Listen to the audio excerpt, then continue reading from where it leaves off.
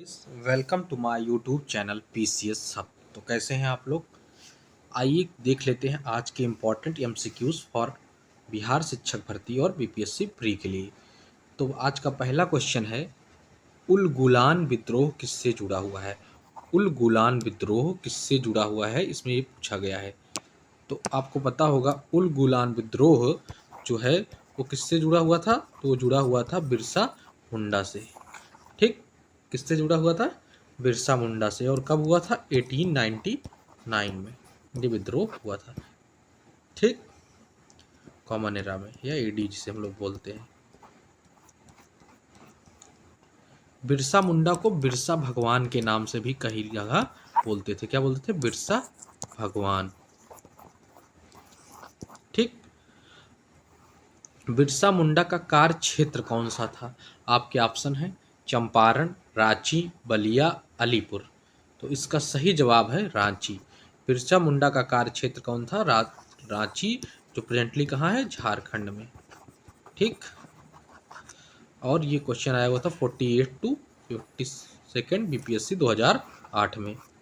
Next question देखते हैं, 1899 1900 ईस्वी की मुंडा क्रांति के नेता कौन थे। तो इसमें ऑप्शन कट गया है, बाकी आपको पता ही होगा कि मुंडा जनजातियों द्वारा छोटा नागपुर प्लेटू में हुआ था और इसके नेता कौन थे, बिरसा मुंडा। उन्हें कहीं जगह बिरसा भगवान के नाम से भी जिक्र किया जाता था, मतलब खासकर ट्राइबल एरियाज में जनजातियों में उन्हें भगवान का दर्जा दिया गया था। इनमें से किसने अंग्रेजी ईस्ट इंडिया कंपनी के कंट्रोल के खिलाफ बगावत नहीं की। यानी ईस्ट इंडिया कंपनी के कंट्रोल के खिलाफ किसने अपना बगावती सुर नहीं अपनाया था। तो आपके ऑप्शन है विजयनगरम के राजा, हैदराबाद का निजाम, तमिलनाडु के पोलीगार, त्रावणकोर के दीवान बेलूथम्पी। उपरोक्त में से कोई नहीं, उपर्युक्त में से एक से अधिक। तो इसका सही जवाब है, आपको पता होगा कि हैदराबाद के जो निजाम लोग थे ये सपोर्ट में थे किसके, ब्रिटिश ईस्ट इंडिया कंपनी के। तो इन लोगों ने कभी भी विद्रोह नहीं किया था। कौन, हैदराबाद के निजामों ने, हैदराबाद निजाम्स। नेक्स्ट आइए देखते हैं, बंकिम चंद्र चटर्जी के आनंद मठ में किस विद्रोह का उल्लेख है। आपके ऑप्शन है सन्यासी विद्रोह, कूका विद्रोह, संथाल विद्रोह, नील विद्रोह। उपर्युक्त में से कोई नहीं, उपर्युक्त में से एक से अधिक।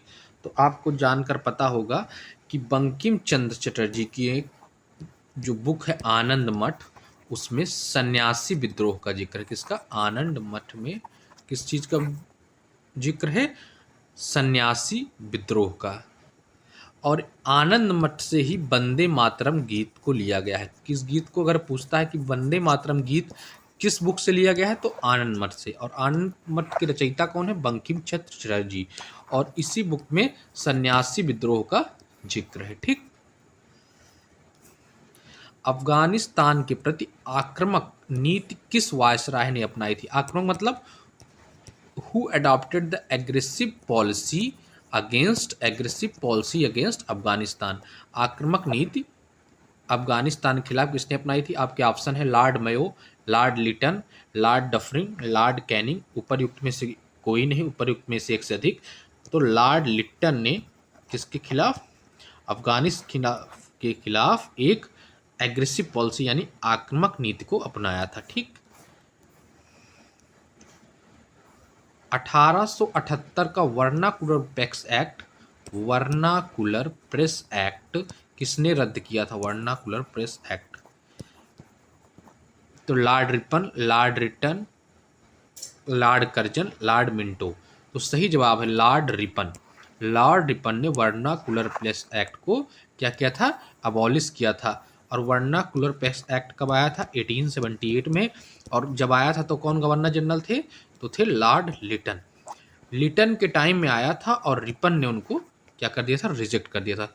Father of local self government भी बोला जाता है लॉर्ड रिपन को।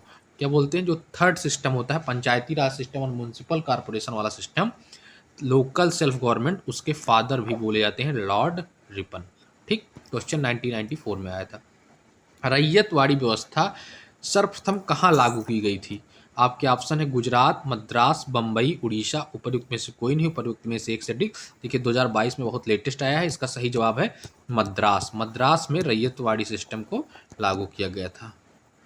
ठीक,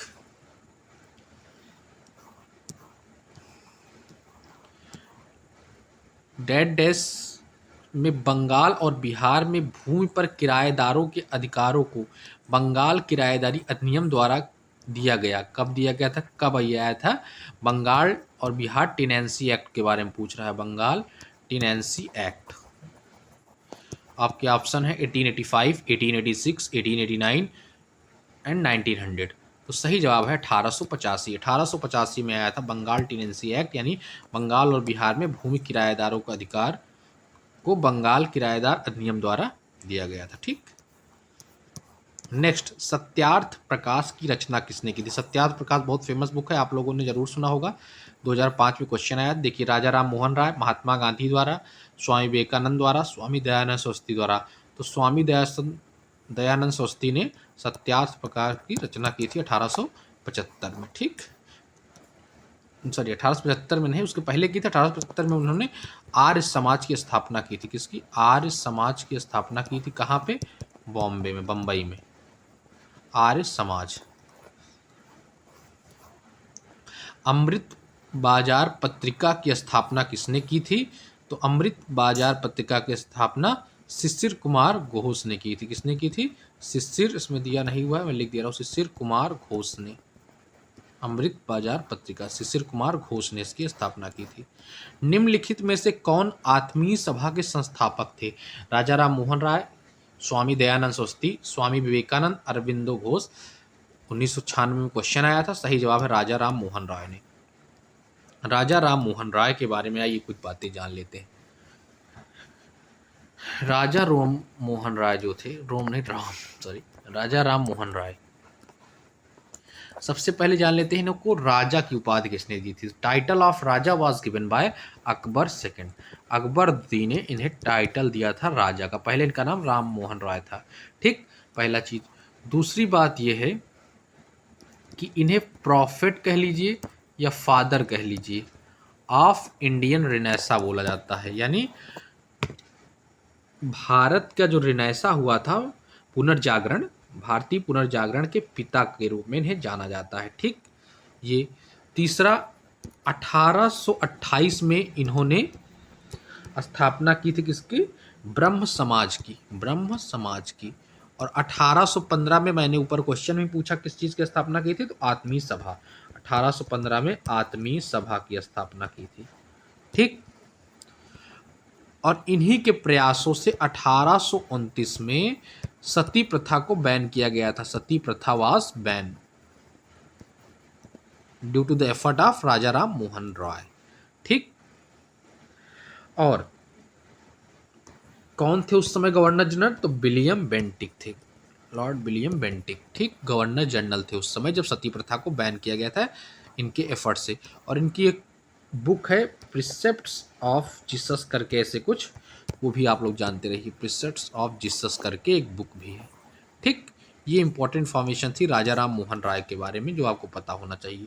आइए देखते हैं आगे। देखिए, मैं क्वेश्चन बता ही रहा था, ब्रह्म समाज की स्थापना किस वर्ष में हुई थी, पूछ भी लिया है। तो ब्रह्म समाज की स्थापना किस वर्ष में हुई थी?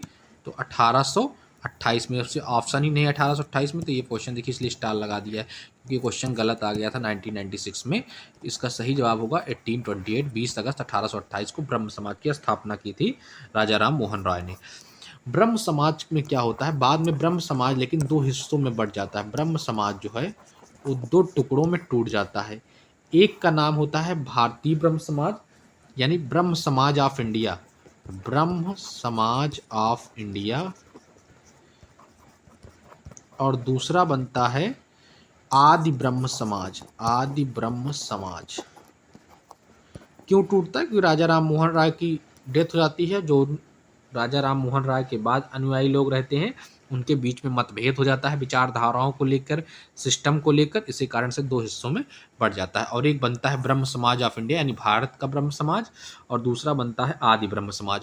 ब्रह्म समाज ऑफ इंडिया के जो रहते हैं वो थे केशव चंद्र सेन। कौन? केशव चंद्र सेन, केशव चंद्र सेन। और आदि ब्रह्म समाज के कौन रहते हैं? तो आदि ब्रह्म समाज के रहते हैं देवेंद्र नाथ टैगोर, देवेंद्र नाथ टैगोर। ठीक, ये इन्फॉर्मेशन मैंने दे दी आपको पूरा राजा राम मोहन राय के बारे में, ब्रह्म समाज के बारे में। और ब्रह्म समाज का उद्देश्य क्या था? तो जो सामाजिक कुरीतियां थी उन्हीं को उजागर करना और उन्हीं को सुधार करना, यही उद्देश्य था ब्रह्म समाज का। सामाजिक कुरीतियां जैसे सती प्रथा थी, विधवा पुनर्विवाह, विडो रिमैरिज नहीं होता था, वो दिक्कत थी, चाइल्ड मैरिज हो जाती थी, और पॉलीथीज मतलब बहुत से देवी देवताओं को अलग अलग रूप में पूजा जाता था। राजा राम मोहन राय कहते थे मोनोथीज मतलब एक रूप में पूजा पाठ किया जाए, गॉड इज वन उनका थिंकिंग था कि गॉड वन मतलब ईश्वर एक है। तो इस टाइप की कुरीतियों को दूर करने के लिए ये ब्रह्म समाज बना था। ठीक, मूर्ति पूजन के विरुद्ध भी ये था, आइडल वर्शिप जिसे बोलते हैं, आइडल वर्शिप। अगला क्वेश्चन वही है, राजा राम मोहन राय द्वारा ब्रह्म समाज की स्थापना कब हुई थी? तो 1828 में, मैंने पहले बता दिया। सती को गैर कानूनी किसने घोषित किया था? तो मैंने अभी ऊपर ही बताया था आपको, Warren Hastings, William Bentinck, Cornwallis Curzon, उपरोक्त में से कोई नहीं, उपरोक्त में से एक से अधिक। तो मैंने ऊपर ही बताया था 1829 में एफर्ट ऑफ राजा राम मोहन राय के कारण सती प्रथा को क्या कर दिया गया था? गैर कानूनी घोषित किया गया था। और उस समय भारत के वाइसराय कौन थे, गवर्नर जनरल कौन थे? William Bentinck. ठीक, नेक्स्ट क्वेश्चन देखते हैं, इनमें से किसने 1893 में शिकागो में आयोजित धर्म संसद में भाग लिया था? आपके ऑप्शन है दयानंद सरस्वती, स्वामी विवेकानंद, महात्मा गांधी, राजा राम मोहन राय, उपर्युक्त में से कोई नहीं, उपर्युक्त में से एक से अधिक। तो मैंने पहले ही वीडियोस में बताया है कि 1893 में जो शिकागो में कॉन्फ्रेंस हुआ था बहुत इंपॉर्टेंट है धर्म संसद में, और उसमें कौन भाग लिया था भारत की तरफ से? स्वामी विवेकानंद ने। और स्वामी विवेकानंद ने वहां पे जाकर भारत के गौरव को बढ़ाया था। 66 बीपीएससी 2020 में आया हुआ है क्वेश्चन। स्वामी विवेकानंद ने रामकृष्ण मिशन की स्थापना किस वर्ष में की थी? स्वामी विवेकानंद के गुरु थे कौन? रामकृष्ण परमहंस, और उन्हीं के नाम पर इन्होंने एक मिशन की स्थापना की जिसका नाम था रामकृष्ण मिशन, एक संस्था थी, और इसकी स्थापना उन्होंने की थी 1897 में। 1893 में जाके शिकागो के धर्म संसद में भाग लेते हैं, और 4 साल बाद आने के बाद 1897 में यहाँ पे उन्होंने रामकृष्ण मिशन की स्थापना की थी। नेक्स्ट, सरस्वती दयानंद या दयानंद सरस्वती द्वारा स्थापित किया गया था। इसमें पूछ रहा है कि दयानंद सरस्वती द्वारा कौन सा समाज इस्टेब्लिश किया गया था? ब्रह्म समाज, आर्य समाज, प्रार्थना समाज, बहुजन समाज। तो सही जवाब है आर्य समाज। स्वामी दयानंद सरस्वती ने आर्य समाज की स्थापना की थी, कब की थी? 1875 में, जिसका मुख्य उद्देश्य क्या था? प्राचीन वैदिक धर्म की शुद्ध रूप में पुनः स्थापना करना। उन्होंने एक नारा दिया था, आप लोग उसको जानते थे, बैक टू वेदास, वेदों की ओर दोबारा लौटें, बैक टू वेदास, यानी स्वामी जी ने पुनः वेदों की ओर चलो का नारा दिया था, पुनः वेदों की ओर चलो, बैक टू वेदास। किसका नारा था? स्वामी दयानंद सरस्वती के बारे में, तो इसको भी जानते रहिए। नेक्स्ट क्वेश्चन, भारतीय राष्ट्रीय कांग्रेस की प्रथम महिला अध्यक्ष कौन थी? सरोजनी नायडू, एन्नी बेसेंट, कस्तूरबा गांधी, अरुणा असफ अली, उपरयुक्त में से कोई नहीं, उपरयुक्त में से एक से अधिक। तो इसका सही जवाब है भारतीय राष्ट्रीय कांग्रेस की पहली महिला अध्यक्ष थी, first women president of Indian national Congress was Annie Besant. किस सेशन में थी? तो कांग्रेस के कलकत्ता सेशन में थी। ठीक, 66 बीपीएससी 2022 में। अब यही एक क्वेश्चन अगर पूछ लेता कि भारतीय कौन थी, मतलब भारतीय नेशनल कांग्रेस की पहली भारतीय अध्यक्ष कौन थी? तो वो थी सरोजनी नायडू, सरोजनी नायडू। ठीक, और कब बनी थी? 1924 के कानपुर सेशन में। कब? कानपुर सेशन में। ठीक, 24 नहीं 25, 24 तो बेलगांव हुआ था, 25 के सेशन में कानपुर में। ठीक, भारत में नारी आंदोलन इनकी प्रेरणा से प्रारंभ हुआ था। पूछ रहा था कि जो भारत में विमेन रिवोल्यूशंस या विमेन मूवमेंट शुरू हुए थे वो किसकी प्रेरणा से शुरू हुए थे? आपके ऑप्शन है पद्माबाई रनाने, एन्नी बेसेंट, सरोजनी नायडू, ज्योतिबा फूले। क्वेश्चन आया हुआ था 48 to 52 बीपीएससी 2008। तो सही जवाब है ज्योतिबा फूले के एफर्ट से शुरू हुआ था भारत में नारी आंदोलन। प्रार्थना समाज, यंग इंडिया, लोकहितवादी, सत्यशोधक समाज, रहनुमाई मजदेवासन सभा के लिए निम्न विकल्पों में से सही क्यों नहीं है। तो इनकी स्थापना किसने की थी, तो ये आपको चुनना है। तो प्रार्थना समाज के बारे में आपको पता होगा, कौन थे, आत्माराम पांडुरंग। कौन थे, आत्माराम पांडुरंग, राम पांडुरंग। ठीक। यंग इंडिया तो बहुत फेमस है, गांधी जी थे। ठीक। नेक्स्ट है लोकहितवादी। लोकहितवादी तो आपको पता ही वो कौन थे, गोपाल हरि देशमुख। कौन, गोपाल हरि देशमुख।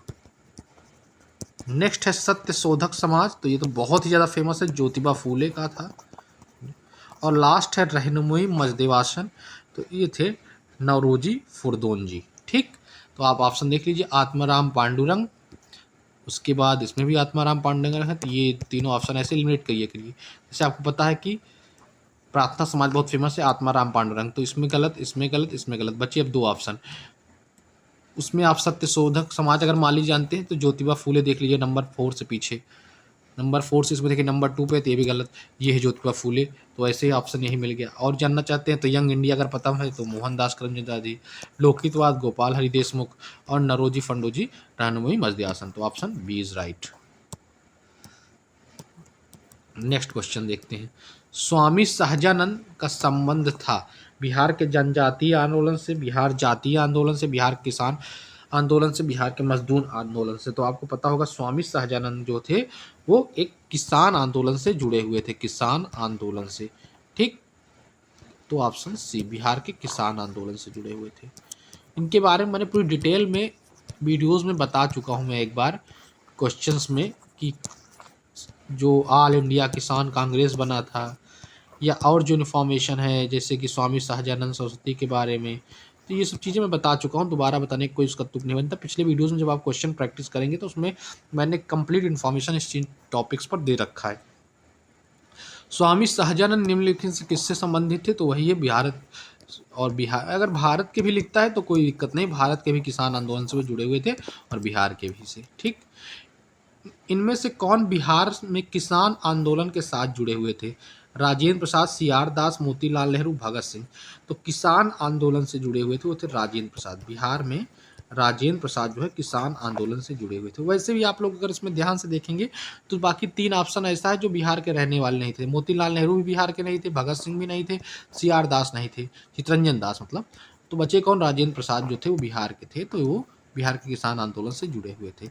लॉर्ड वेल्जली के सहायक संधि को स्वीकार करने वाला पहला मराठा सरदार, तो वेल्जली का जो सहायक संधि थी उसको स्वीकार किसने किया था, आपके ऑप्शन है पेशवा बाजीराव द्वितीय, रघुजी भोसले, दौलत राव सिंधिया, उपर्युक्त में से कोई नहीं। क्वेश्चन 96 में आया हुआ था, सही जवाब है पेशवा बाजीराव सेकंड। पेशवा बाजीराव सेकंड ने सबसे पहले वेल्जली का जो सहायक संधि थी उसको दस्तखत किया था, साइन किया था। महारानी विक्टोरिया को भारत की सम्राज्ञी नियुक्त किया गया था, तो आपको पता होगा कि ईस्ट इंडिया कंपनी एक्ट को हटा दिया जाता है, यानी ईस्ट इंडिया जो है वो अब सोवरेन पावर नहीं रहती है 1858 में। और कौन सा एक्ट आता है, ब्रिटिश क्राउन एक्ट।